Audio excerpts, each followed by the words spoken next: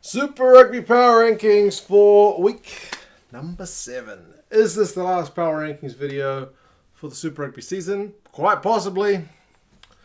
Still an evolving situation. We will see how things go. I have ranked the 15 Super Rugby teams in terms of where they are at this season.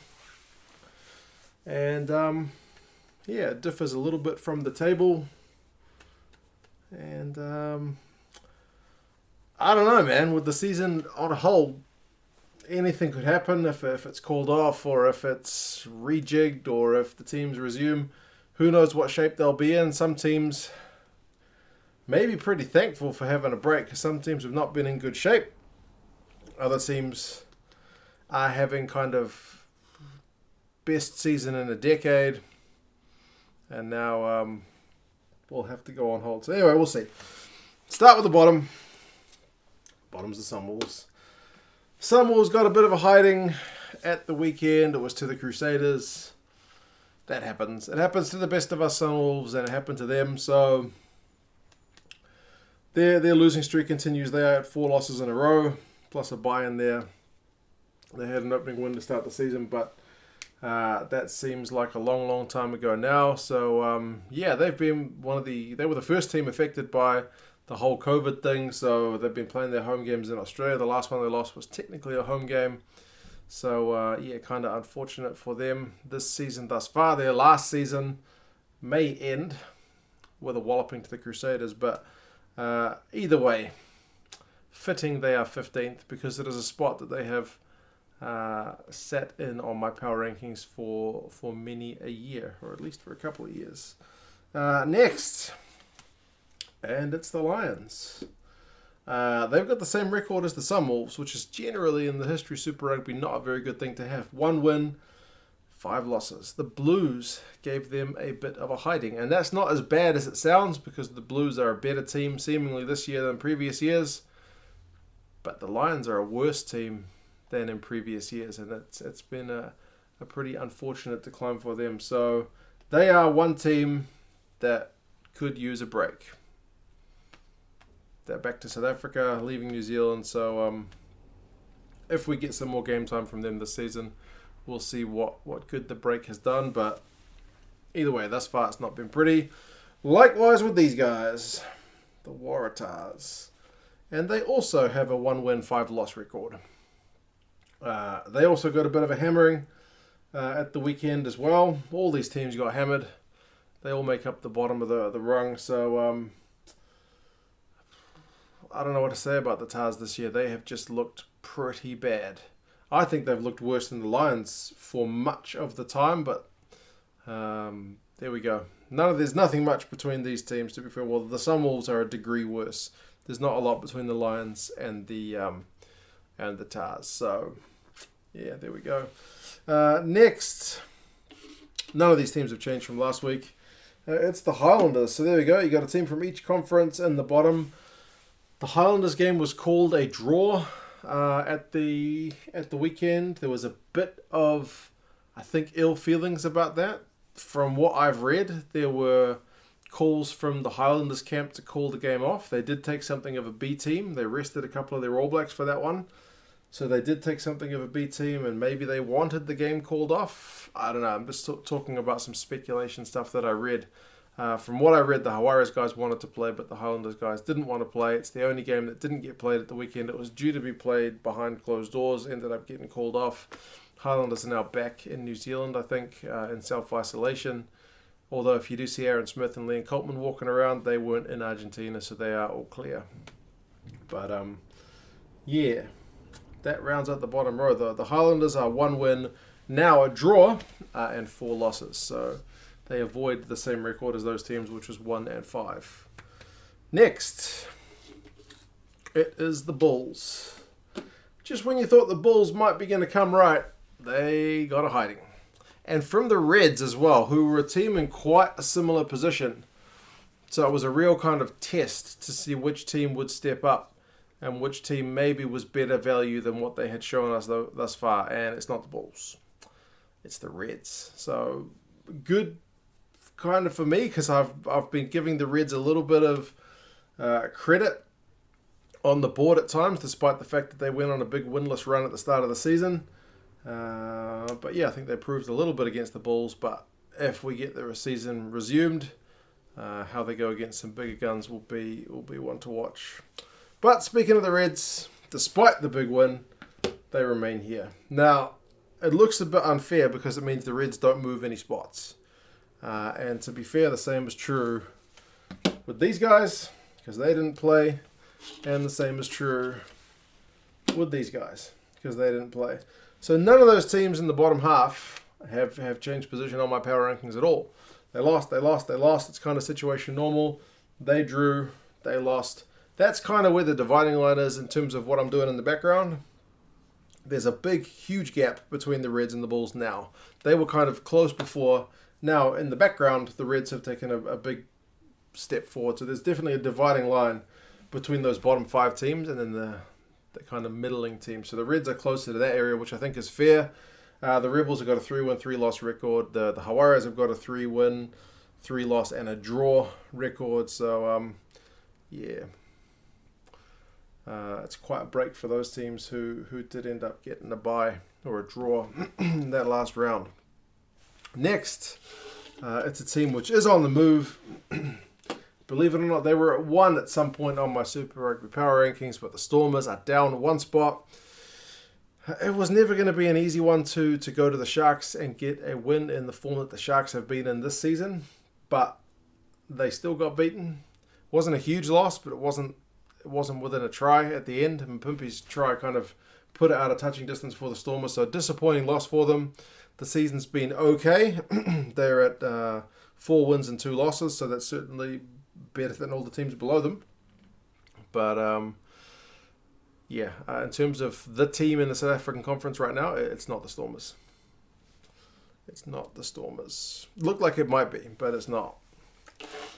Next, and these guys are down from the top row. They've generally floated in that top row this season, the Chiefs, but they are out of it now. They're down 4 spots, the biggest movers of the week, with that loss to the Hurricanes. They have lost a couple of games now at home, and it's a bit worrying. Like, initially you thought the Gatlin Magic was... It looked more than promising, man. It looked almost like a sure thing, but in sports, I guess there is no such thing as a sure thing. And they suffered a loss. I know some Chiefs fans, and Gatlin especially, weren't particularly happy with certain aspects of the game. I mean, never happy in a loss, but yeah, it's another loss. So their record is also 4 wins and 2 losses, like the Stormers. So I guess kind of like the Stormers, they've been good, and like the Stormers, at times they have looked great, but those couple of losses have proved thus far that they are still a team with some frailties. Next is the Hurricanes. They are up 2 spots. They are up with that Geordie Barrett kick to get that win over the Chiefs. That was a much needed win. How do you bounce back after a demoralizing home loss where you had a bunch of cards against the Blues?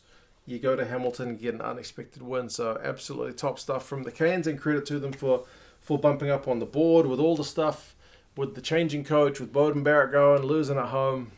To bounce back with a way win at the Chiefs shows some particular mental fortitude from the players and the coaching staff that they are on the right track.